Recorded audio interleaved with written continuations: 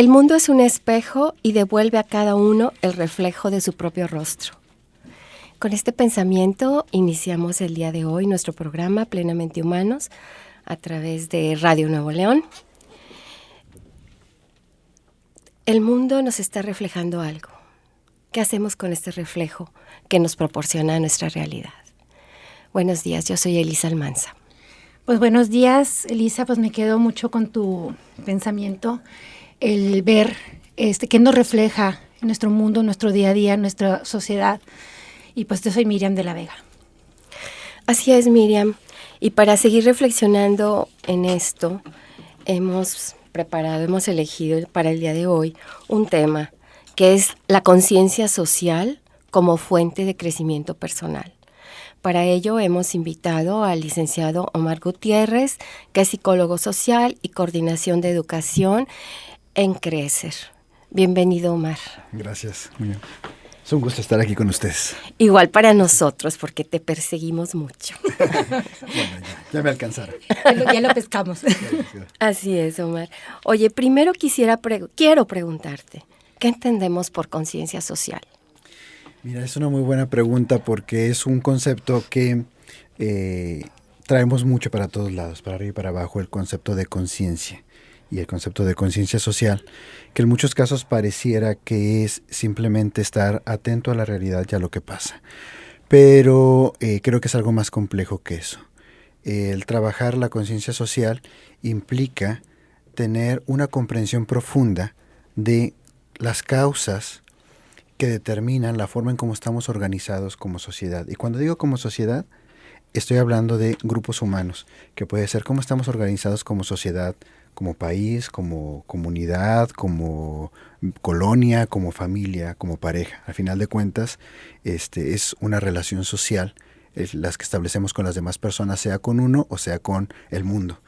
Y a partir de entender cómo estamos organizados y estructurados y cuáles son esas reglas del juego que establecemos en las relaciones sociales y nos podemos apropiar de ellas o entenderlas, es mucho más fácil que podamos entender cómo estas relaciones pueden ser una fuente de bienestar para nosotros como personas en lo individual o por el contrario se pueden convertir en fuentes de malestar. Pero depende en buena medida del nivel de conciencia social que se tenga. Y el nivel de conciencia social significa que tan amplias pueden ser tus explicaciones y comprensiones de las cosas que pasan a tu alrededor. Y sobre eso es lo que les propongo que platiquemos el día de hoy. ¿Sí? Ok. Sí. ¿Y tiene que ver mucho o está relacionada la conciencia individual con esa conciencia social? De hecho, la conciencia individual se construye a partir de la conciencia social.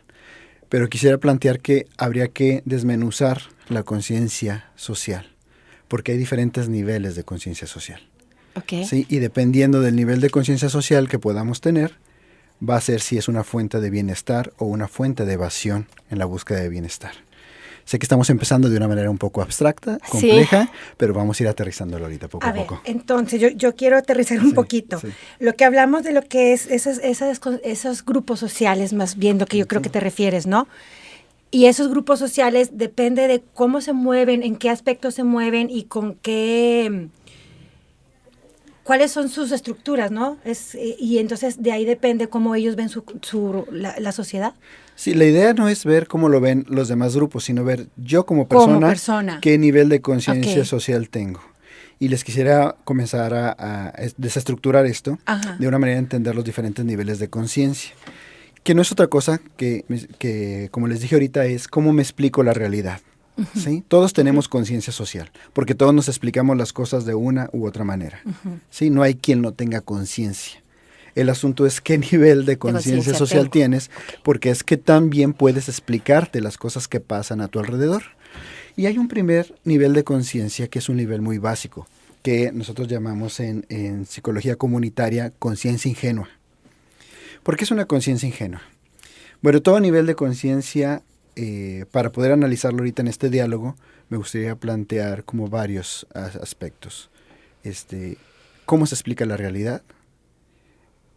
¿Qué compromisos desarrolla hacia la realidad? ¿Y qué actitudes desarrollamos ante la realidad a partir de cada uno de los niveles de conciencia? Entonces, empecemos con este primer nivel de conciencia ingenua. ¿Cómo es el nivel de conciencia social ingenua? ¿Cómo explica la realidad? Por ejemplo, cuando decimos, así son las cosas y así deben ser. ¿Por qué? Pues porque así ha sido a lo largo de la historia. Pongamos un ejemplo. A ver, sobre un ejemplo de una realidad que quisiéramos imaginar, primero a nivel microsocial, que tiene que ver con una relación familiar, y luego nos vamos a un nivel macrosocial. Por ejemplo, en una relación de pareja, en una relación familiar, puede haber una relación de abuso, ¿sí?, de violencia de género en una familia. Y una conciencia ingenua explicaría esta realidad diciendo, así son las cosas siempre, así han sido a lo largo de la historia. Incluso encontrar argumentos pseudonaturalistas o pseudo-religiosos. Por ejemplo, pues Dios es hombre, Dios tiene más poder. ¿Sí? Y los hombres fuimos hechos a imagen y semejanza de Dios. Las mujeres fueron sacadas de nosotros. Digo, con esas explicaciones simplistas de interpretaciones bíblicas o de carácter religioso, podemos tener argumentos para explicarnos, entre comillas, explicarnos la realidad, para justificar la realidad como es. ¿Sí? Así son las cosas. En el mundo, en el reino animal, regularmente los machos son los que determinan el funcionamiento de la manada, cosa que habría que ver si es así, pero lo podemos utilizar como argumento. Y entonces, más que buscar una explicación de la realidad, buscamos una justificación de la realidad. Justificamos. ¿Sí? Justificamos la realidad, más que explicarla, la justificamos. Pongámoslo a nivel social, en las cuestiones de desigualdad social. Bueno, pues es que así es la naturaleza. El pez grande se come al pez chico, ¿sí? La supervivencia del más fuerte. O otra vez argumentos pseudo-religiosos. Bienaventurados los pobres, que de ellos será el reino de los cielos. Y entonces ahorita estás en una situación de desigualdad porque a final de cuentas te va a ir mejor. Cuando trasciendas, vas a tener un pase VIP al cielo y los que están aquí en una condición más cómoda pues van a tener que hacer cola, ¿no? Bueno, lo estoy caricaturizando un poco, pero es una explicación simplista y poco comprometida con la transformación de la realidad. Ese nivel de conciencia, conciencia ingenua, más que explicar la realidad, tratamos de justificarla. ¿Sí? Y pongo estos dos ejemplos, pero puede ser en cualquier caso. ¿Sí? No para analizar o entender la realidad, sino simplemente para justificar que así es y así debe ser. Y este nivel de conciencia está más extendido de lo que podemos imaginar así a bote pronto. Traigo, por ejemplo, ahorita el caso de Ayotzinapa, ¿sí? Que platico con mucha gente y dice, bueno, pues es que así son las cosas y ya saben cómo funcionan las cosas, ¿para qué se meten en eso? ¿Para qué se meten en problemas? ¿Para qué se meten en problemas los muchachos? ¿En ya serio? He encontrado argumentos de ese tipo, que es una explicación de la realidad, pero es una explicación justificatoria de la realidad basada en así son las cosas y así deben ser. La realidad no se puede transformar, hay que adaptarse a la realidad, ¿sí? O sea, como ese nivel de conciencia me lleva a pensar de que lo que suceda está bien y yo no puedo ser agente de cambio. Exacto. Y por lo tanto no puede ser fuente de bienestar ni para ti ni para los demás. Y ahí funciona la lógica de el sálvese quien puede. Es decir, acomódate a la realidad y trata de obtener el mejor provecho en esa dinámica. Y entonces, por ejemplo, porque si hay gente como que salta de eso, o sea, que dice, pues no estoy de acuerdo y es distinto, ¿no? Y habla o dice, esa gente entonces la ven rara, porque salta de lo que es la conciencia ingenua. Ajá. ¿No? Sí, el funcionar de la conciencia ingenua permite que seamos socialmente funcionales. Socialmente funcionales en el sentido en que somos socialmente adaptables. Ajá. ¿Sí? El asunto es que ese nivel de conciencia está, les digo, mucho más extendido porque no importa el lugar social que ocupes, muchas veces nos expliquemos la realidad tratando de justificarla. Y esa explicación nos lleva, o esa pseudoexplicación nos lleva a tener ciertas actitudes. Por ejemplo, hay una actitud de evasión. Como la realidad así es, así ha sido y así debe ser, entonces no puedo desarrollar una actitud de transformación de esa realidad, porque a final de cuentas la búsqueda es cómo me acomodo en esa realidad. Y entonces, ¿qué compromiso social puedo desarrollar? Ninguno. ninguno más que tratar de acomodarme en esa dinámica, en esa explicación, para poder estar en un aparente estado de bienestar, que en realidad es un estado de comodidad o de búsqueda de comodidad, sin transformar la realidad social. O sea, no me importa lo que está pasando alrededor. Me importa en la medida en que no me afecte, en que no me esté afectando, o que si me afecta pueda manejarlo. Pero es una forma de explicarse la realidad y un nivel de conciencia. Un nivel de conciencia que no permite que sea una fuente de bienestar, de construcción de bienestar, ni para mí ni para los demás. ¿Sí? O sea, no habría tampoco ahí un crecimiento personal, como es el tema, ¿no? Ajá. La conciencia social como fuente de crecimiento personal. Exacto. ¿Qué fuente de crecimiento personal puedes desarrollar si tu posicionamiento ante la realidad es así son las cosas y no se puede hacer nada? ¿Qué posibilidades, qué sentimiento de poder, de transformación puedes tener? Ninguno. ¿Sí? Y entonces ahí lo que pasa es que se suma una conciencia de las cosas que me pasan no dependen de mí. Entonces lo que yo puedo hacer es acomodarme. Ah, ¿sí? Qué fácil. Acomodarme, pues a la larga no es tan fácil, a la larga resulta bien perjudicial. padre. Pero ahí no hay un desarrollo de responsabilidad. Porque al final de cuentas puedo decir, la responsabilidad siempre es de alguien más. La responsabilidad es de quien ubico que tiene poder. Y no me puedo hacer cargo de mi poder, y lo que hago es simplemente tratar de ubicarme en la manera en que salga menos perjudicado o que pueda sacar provecho de esa realidad. Por ejemplo, yo en mi condición de hombre, puedo decir, bueno, la violencia de género así ha sido siempre, ¿sí? Y entonces me acomodo y digo, bueno, ¿cómo saco provecho de esa situación?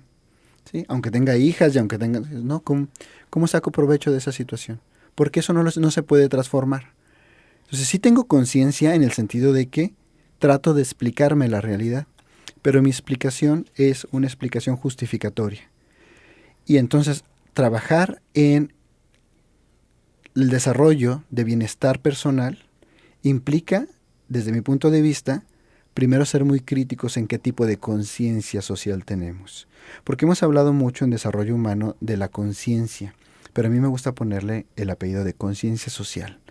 Porque puedo tener conciencia sobre mí, sobre mi cuerpo, sobre mis procesos emocionales, sobre mis procesos afectivos, pero si no me puedo ubicar en relación a los demás, difícilmente puedo ser una fuente de bienestar.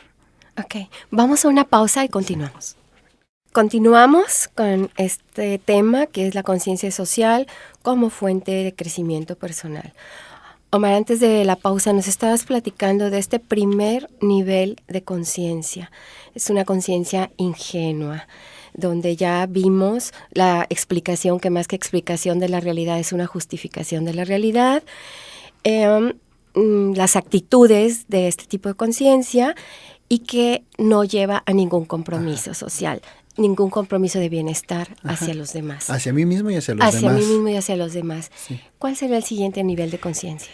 A veces pasa que este nivel de conciencia ingenua no lo podemos sostener porque hay algo en la realidad que nos dice algo está mal, algo ya no funciona, ¿sí? Y entonces ya no nos basta un nivel de conciencia ingenua porque ya no podemos justificarla aunque queramos, ya nos brinca, ya nos hace sentir mal. A lo mejor no es tanto pensar, pero a lo mejor ya nos incomoda, ya hay algo que nos incomoda, que nos afecta, ¿sí? Y entonces necesito una explicación de la realidad un poco más compleja que la justificación. Y a veces puedo decir, algo anda mal, no sé qué es, pero algo anda mal. Me queda muy claro que algo no anda mal. ¿Por qué algo por qué no está bien? ¿Por qué anda mal? Pues porque no me hace sentir bien, me incomoda. Pero ¿por qué te incomoda? No sé, pero yo tengo conciencia de que me incomoda.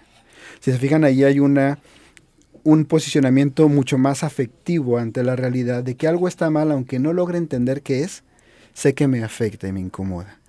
Pero como la explicación es emocional, es decir, esto a mí me pone triste, o esto a mí me enoja, o esto a mí me hace rabiar, o esto a mí me deprime, ¿sí? O esto a mí me frustra, hay un posicionamiento emocional. Por lo tanto, la explicación es emocional. Esto no está bien porque me hace sentir mal. ¿Sí? ¿Sí? Y eso ya me mueve a hacer algo. Pero como no logro entender qué es lo que pasa, hoy te pongo algunos ejemplos,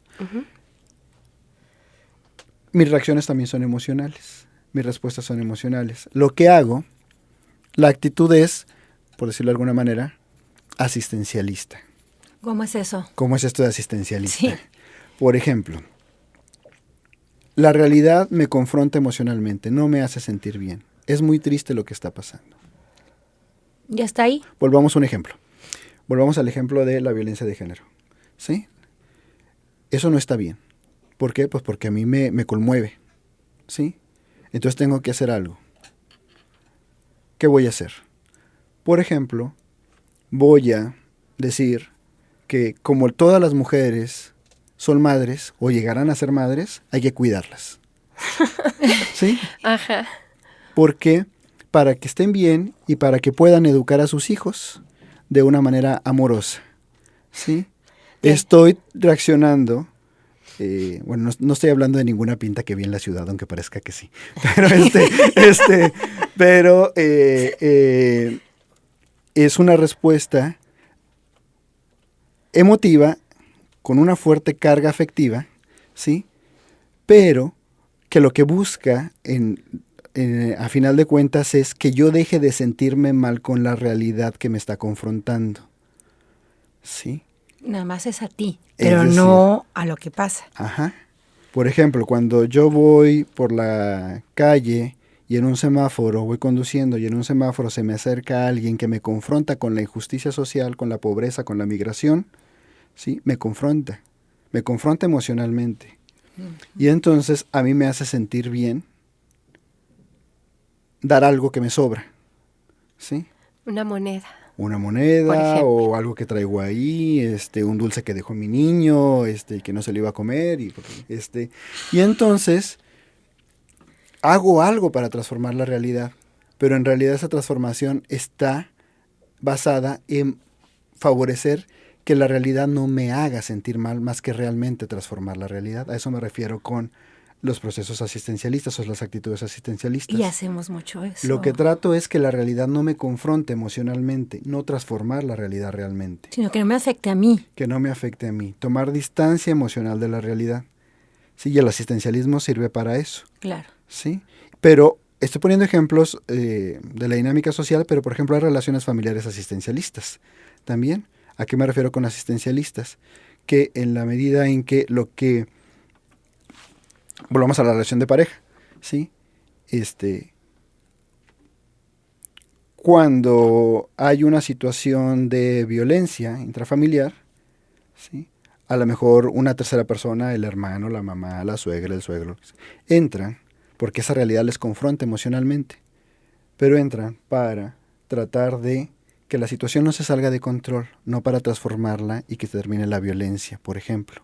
Entonces son comportamientos de asistir, pero de no transformar, asistencialistas.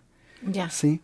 Y entonces eso nos lleva ya a tener la actitud asistencial con lo que nosotros llamamos un semicompromiso, porque sí quiero que algo cambie, pero como no sé qué es, porque no logro explicarme la realidad de manera más allá de lo emocional, entonces trato de transformar algo para que no me haga sentir mal. O muchas veces el no saber cómo puedo transformarla, ¿no puede ser también eso? Exacto. No sé cómo. No sé cómo. Uh-huh. No sé cómo porque no logro explicármela. Ah, ok. ¿Sí? Sí. ¿Sí? Y entonces sí ya hay un interés de hacer algo. Y es un interés genuino. Uh-huh. Pero como la explicación es una explicación emocional, las respuestas también son emocionales. ¿Y sí. cómo pasar entonces al siguiente nivel? O sea, aquí ya no somos ingenuos en la conciencia, tenemos y tener esa reacción afectiva. Ajá. ¿Cómo pasar? Paso al siguiente. ¿Cómo paso para que de verdad actúe? Yo pueda tener una actitud de transformación, de querer transformar, no solamente que me esté sintiendo mal con lo que me confronta mi realidad o me presenta mi realidad. ¿Cómo hacer ese otro paso al tercer nivel de conciencia? Sí. Pues el tercer nivel de conciencia, si le tenemos que poner un nombre, a este segundo nivel de conciencia le vamos a llamar conciencia precrítica, si quieren llamarle, okay. ¿sí? Por ponerle un nombre. Sí, claro. ¿Sí? Y el tercer nivel de conciencia le estaríamos llamando conciencia crítica. Ajá. ¿Sí? Sí. Y vamos a las explicaciones de las realidades que podemos tener a partir del desarrollo de la conciencia crítica. En la primera había justificación de la realidad, en la segunda había una explicación emocional, en la tercera es aceptar que la realidad tiene muchas dimensiones. Tiene una dimensión emocional, pero también tiene una dimensión racional, pero también tiene una dimensión social, política, económica, espiritual, Todo. multidimensional. Y evidentemente no podemos entenderla desde todos los enfoques o desde todas las dimensiones que tiene. Pero justamente ese es un principio de la conciencia crítica, el saber que tu explicación no es completa. Tu explicación de la realidad no es completa. Por lo tanto, necesitas las explicaciones de los demás, también sobre la misma realidad. Y preguntas. Y preguntas, te acercas, te informas, trabajas colectivamente, por decirlo así. Dentro de la familia, por ejemplo, en la familia, la explicación que yo tengo como padre de familia sobre la realidad de mi familia, no es la explicación completa, ¿sí? Necesito la explicación que tiene mi pareja, la que tienen mis hijos y la que tienen las personas que intervienen. Porque cada uno puede hacer que la explicación de la realidad sea más compleja, más rica, más amplia. Y por lo tanto, la explicación siempre está incompleta. Nunca se llega a una verdad absoluta, a la explicación completa de la realidad. Y desde ahí, entonces, puedo desarrollar una actitud de transformación. Pero de transformación colectiva, es decir, no está en mí transformar las cosas para que funcionen y me sienta yo mejor, es tarea de todos y yo que puedo aportar esa tarea de todos para que realmente haya mejores condiciones que favorezcan, como dice como es el tema del programa, el crecimiento personal. Sí, que no sea una dinámica de evasión y que me permita un compromiso que nosotros le llamamos un compromiso estructural, que es un compromiso de transformación, no de las cosas que me hacen sentir mal, sino de las cosas que generan injusticia, a cualquier nivel, pareja, familia, comunidad, sociedad, país, mundo, ¿sí? Pero regularmente hemos creído que la fuente del bienestar personal es solamente el desarrollo de la conciencia personal. De la conciencia individual. De la conciencia individual, ¿sí? Pero somos seres sociales y nuestras fuentes de bienestar están en relación con las demás personas. Y entonces en la medida en que podemos ir evolucionando, transformando nuestro nivel de conciencia, un nivel de conciencia cada vez más crítico, implica relacionarnos con las demás personas y entender que la realidad es compleja y que necesitamos transformar no aquello que nos hace sentir mal, sino aquello que no favorece el bienestar de todos y todas. ¿Por qué? Porque la fuente del bienestar personal no tiene sentido, desde esta perspectiva, si no involucra el bienestar de los demás. El bien personal es el bien común. Si no hay bien común, difícilmente puede haber bien personal. No están separados. Y bueno, algo que tú dijiste bien importante, o sea, no podemos a lo mejor ser agentes de esa transformación o agentes de ese cambio en lo individual, sino siempre tenemos que voltear hacia lo comunitario. Hacia lo comunitario. Y cuando decimos lo comunitario es tú y tu pareja son comunidad. Tú y tu familia son comunidad. Tú y tus vecinos son tu comunidad. Es decir, lo comunitario es yo y otro, o yo y otros y otras, ¿sí? No necesariamente tiene que ver con lo planetario o con lo nacional. Puede ser en el uno a uno. Pero esta lógica de mientras yo esté bien, lo demás no importa, que se ha difundido mucho, para mí es un argumento de conciencia ingenua. Okay. ¿Sí? Si cambio yo, ¿ya cambió todo? No. Si cambio yo, estoy en mejores condiciones de que mi conciencia evolucione, mi conciencia social evolucione, pero no ha cambiado nada. ¿Sí? Okay. Sí. Sí, que vamos hacia el compromiso de esa transformación social. Sí. Yo creo que es una tarea bien importante para todos. Y pues se termina el programa. Ya tan rápido. Ya rapidísimo. Tan rápido. Si quieres despedirte con algo muy pequeño, algún mensaje. Correcto, pues mira, como este programa es grabado y no sé cuándo va a pasar, yo sí quiero, bueno, cuando se me estén oyendo, no sé, ojalá y este mensaje que voy a dar ya esté fuera de lugar, esté completamente fuera de lugar, pero buena parte también de el desarrollar un compromiso es darle voz a quien no tiene voz, y en ese sentido yo me despediría diciendo que vivos se los llevaron y vivos los queremos.